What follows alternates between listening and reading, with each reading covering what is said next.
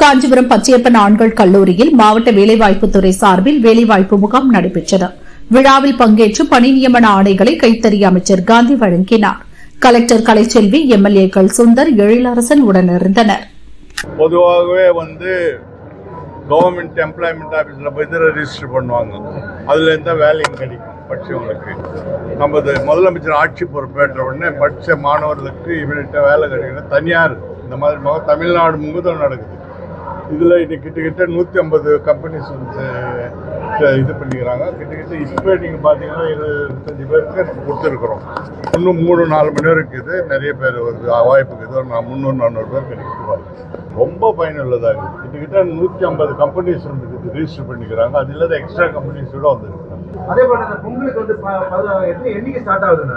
பொங்கல் தொகுப்பு எல்லாமே ரெடியா இருக்கு. தலைவர் என்னைக்கு முதல்ல ஸ்டார்ட் பண்ண உடனே பிஃபோர் 10th எல்லாமே கொடுத்துருவாங்க. எப்பவும் இது வரைக்கும் நடந்தது கிடையாது. 5000 ரூபாய் கொடுத்துதான் சொல்றாங்க.